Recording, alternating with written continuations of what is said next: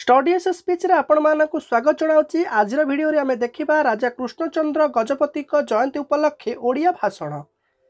सम्माननीय सभापति महोदय, पूज्य गुरुजी गुरुमावृंद, मंचासीन पूज्य अतिथिवृंद एवं मोर सान बड़ भाई और भौणी माने 1892 मसीहा एप्रिल 26 तारिख पारलाखेमुंडीर राणी राधामणी गर्भर भूमिष्ठ होते कृष्णचंद्र।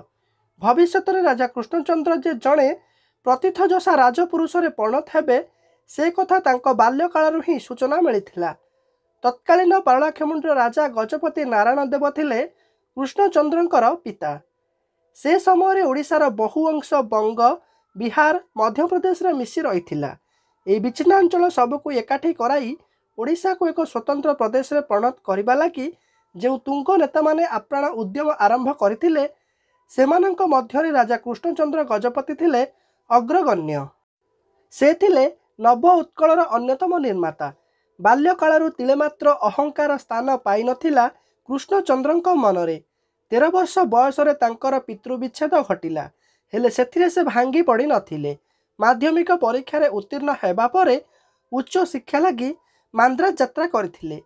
1913 मसीहा अप्रिल 13 तारिख रे पारलाखेमुंडीर सिंहासन आरोहण कले कृष्णचंद्र गजपति।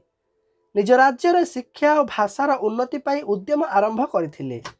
ओडिशा को स्वतंत्र प्रदेश रे परिणत करबा लागि अन्यान्य नेतृवर्गों सहित मिसी दृढ़ दाबी जणाइथिले सरकारंक निकटरे।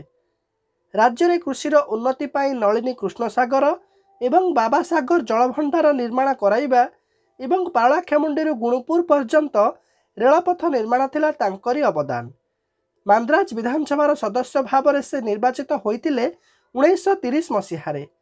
ओडिशार सीमा निर्धारण लगी बारंबार से लंडन जाइथिले। गोल टेबल बैठक रे जोग देइथिले। शेषरे तांकर स्वप्न सार्थक हैला। स्वतंत्र प्रदेश मान्यता हासिल कला ओडिशा। ओडिशा विधानसभार प्रथम प्रधानमंत्री भाव में मंत्रिमंडल गठन करथिले राजा कृष्णचंद्र गजपति। द्वितीय थर पाई मध्य ओडिशार प्रधानमंत्री पदरे से अधिष्ठित होइथिले। कटक रे उच्च न्यायालय प्रतिष्ठा, उत्कल विश्वविद्यालय प्रतिष्ठा लगी राजा कृष्णचंद्रଙ୍କ अवदान अनस्वीकार्य। उत्कल सम्मेलन रे मध्य तांकर भूमिका अत्यंत गुरुत्वपूर्ण थिला। ओडिया भाषार सुरक्षा लगी तांकर कार्य को ओडिया जाति कदापि भूली पारिबो नाही। ओडिया जाति एवं ओडिशार सर्वविध उन्नति पाई सारा जीवन व्यापी उद्यम करि जाइथिले से।